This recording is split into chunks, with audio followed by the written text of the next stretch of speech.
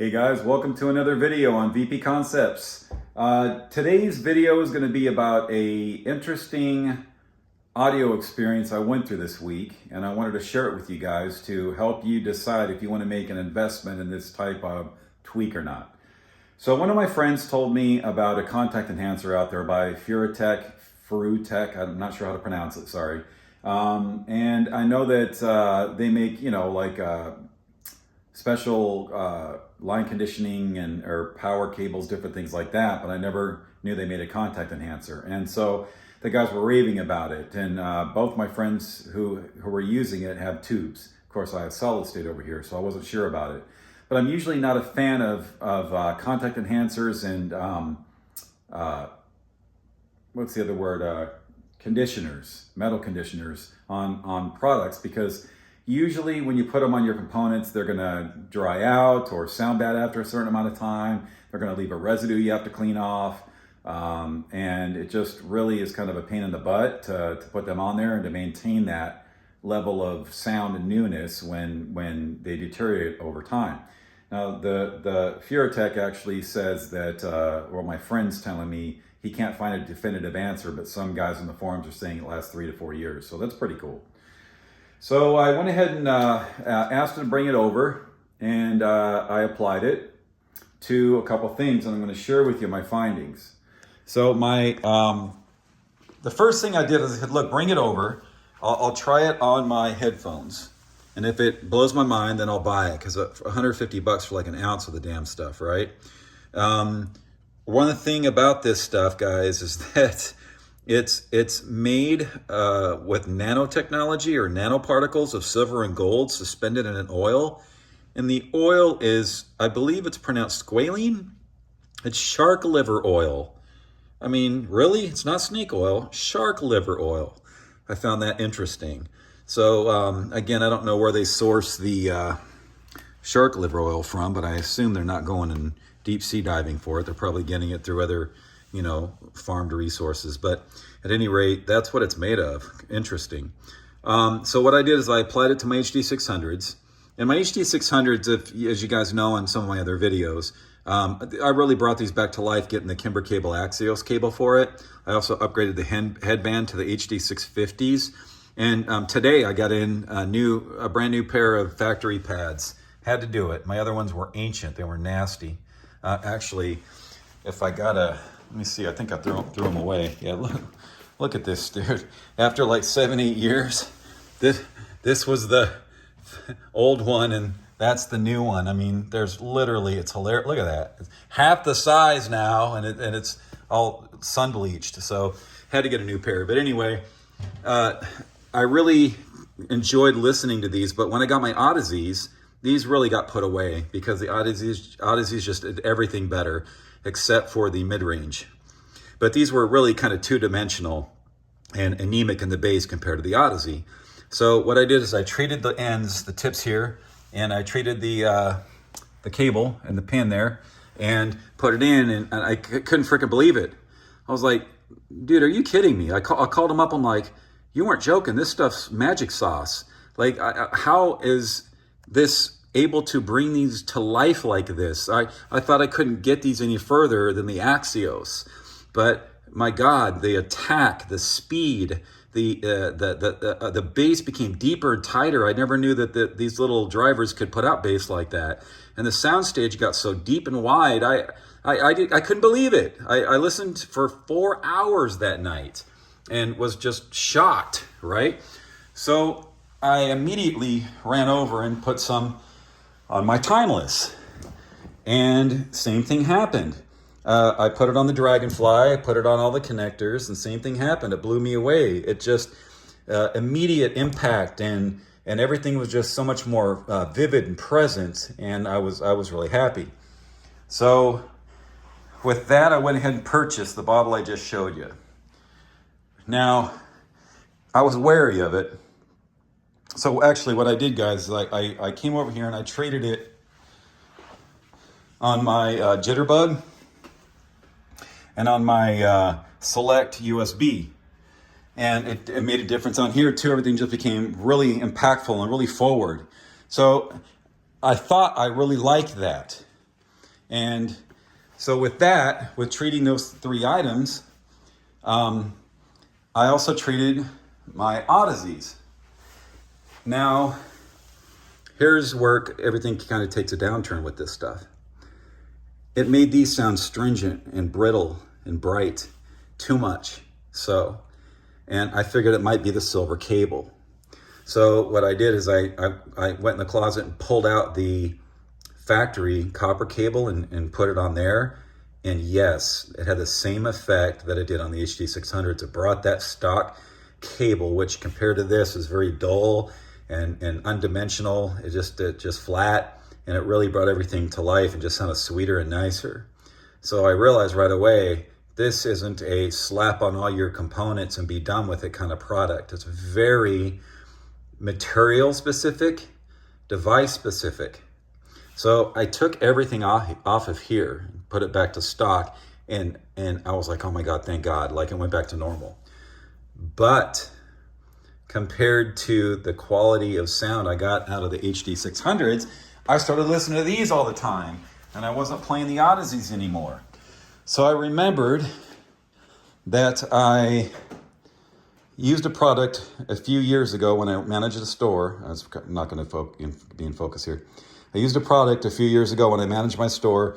There was this Cardos enhancer, and it's like 16 bucks, 18 bucks. It was so cheap. I said, you know, if I'm going to get that nice warm sound that I got back when I used this a long time ago, it only lasts 3 months though, guys. 2 to 3 months, you got to reapply it.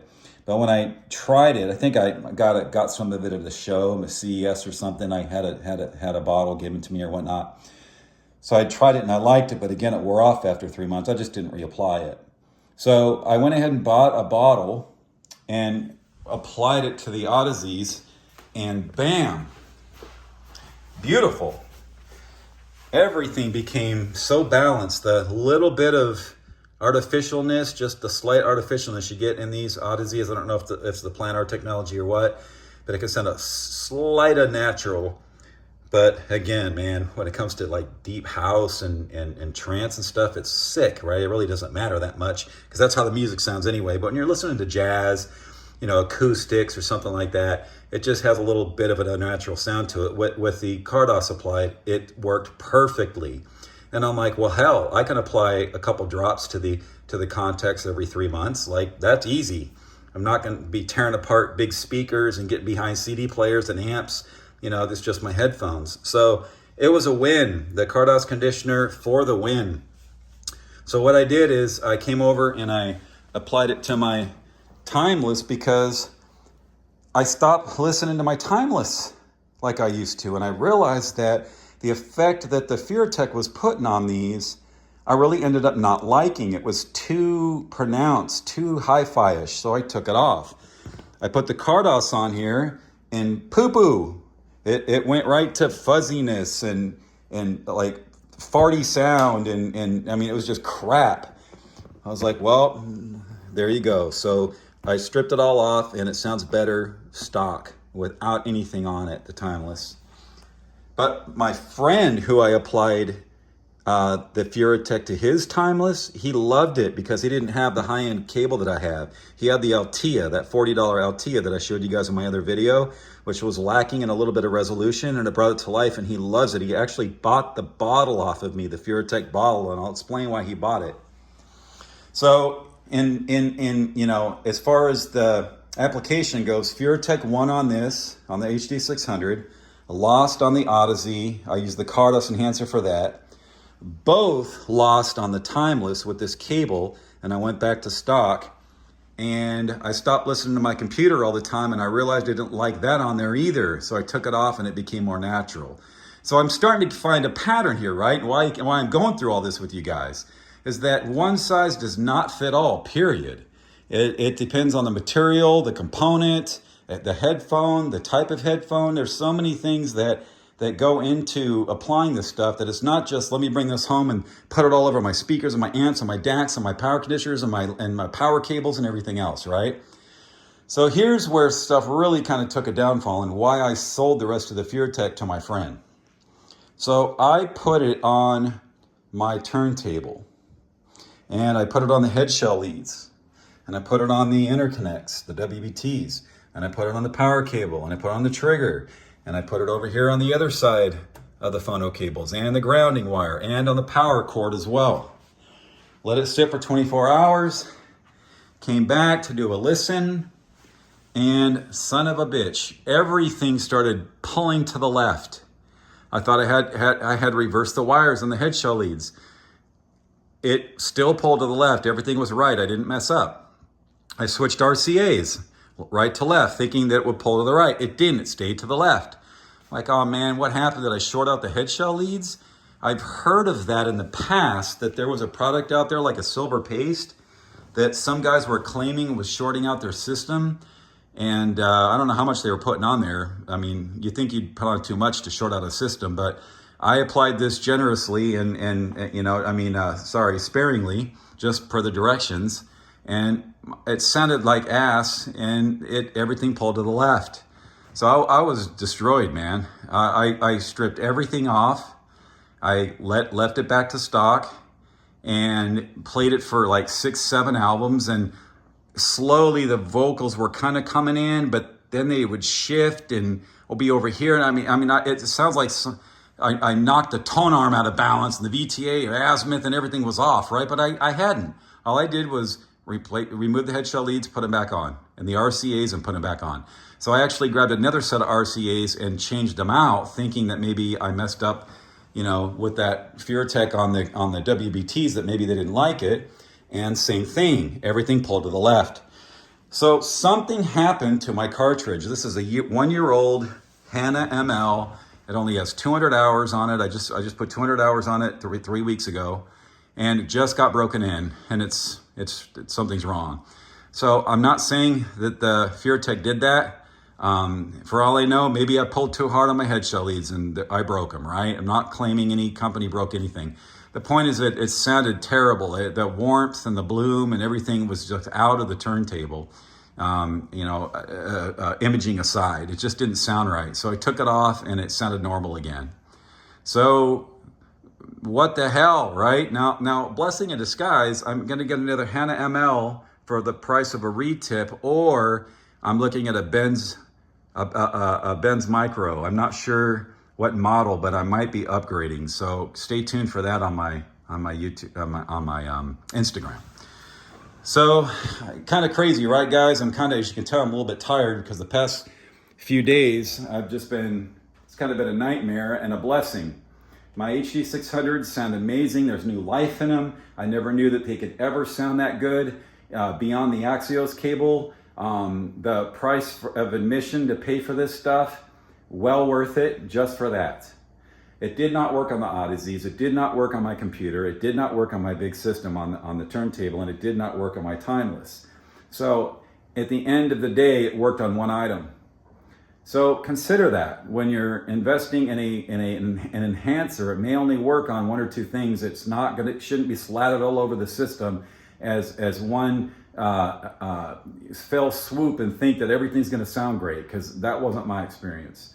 The Cardos worked great on the Odysseys. They did not work on the timeless or the HD 600s. I'm not going to put it on the computer because I love the way the computer sounds without it, and I don't want to reapply this stuff every 3 months. So wow, what a freaking lesson in contact enhancers and conditioners. So if you guys let me know your experience, have you not had this problem? Have you put it all over your headphones and your cables and your power cords and had nothing but luck on the product you purchased and tried? Please let me know what it is.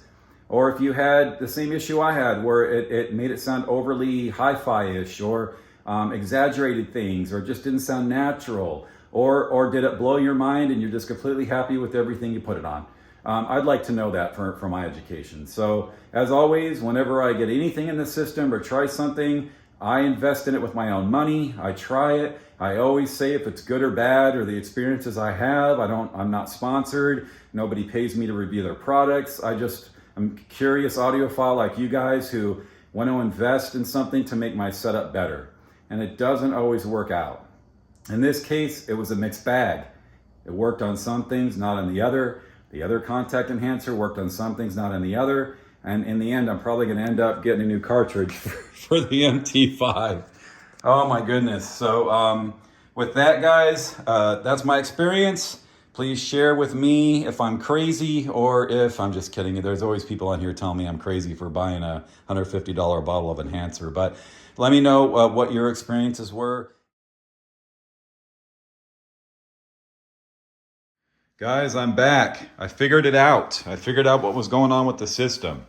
So I was listening to the headphones the past few days and just really was not enjoying it at all. And I had obviously upgraded the pads on my HD600s and thought that's what it was, that I just needed to get used to the new sound. But I was not listening anymore. And I said, you know what? The same effect that I'm having with this cartridge sounding tinny and hashy or whatever's wrong with it, it's happening here too. So what I did is I started thinking about what this could be, and this is just my own opinion, okay? But you've got metals and a viscous fluid that are applied electricity to it, like how I had treated the prongs on the power cord over there, and then on the turntable. So power is going through an oil with suspended metal particles in it. Now, silver and gold are supposed to be non-viscous, but I'm sorry, what's the word I'm looking for? Non-ferrite. You know what I'm saying, right? You shouldn't be able to magnetize silver and gold. But I think it's ferrous, non-ferrous. But that happened, right? I thought, wait a minute, maybe there's magnetism, like on a Cadillac, right, or a Corvette, how they have the magnetic suspension. You put an electrical charge through the fluid, and the metal particles magnetize and bind up. And so I thought, well, gee, that's interesting, because I'm getting that happening with the cartridge, where everything is pulling to the left in one area. Maybe the coils got magnetized. And if I'm getting the same effect through the headphone amplifier, the headphone's connected to the autoformers, which are coils, and then there's coils in here. So what I did is I have a demagnetizing feature. See that clean? And I pushed it for 30 seconds to the system. Listen to the, I didn't have the headphones in at the time. I just degaused it basically. And then grabbed the headphones, the HD600s, plugged them in, and everything sounded beautiful. But there was still a little bit of a tinge, like through the speakers of the HD600, like a little, almost like a crackling or whatnot. So I put the HD600s in the headphone input, degaused it again, and bam, flawless.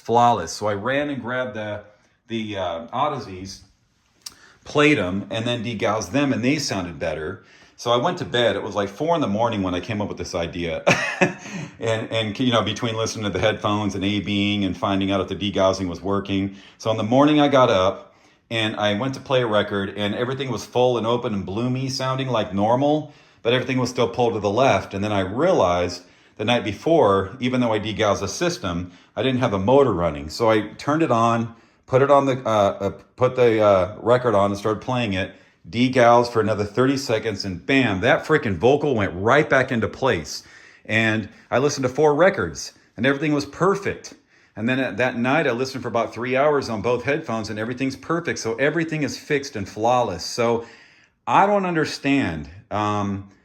The metals inside that Furatech should not be magnetized when electricity goes through it unless there's impurities in it.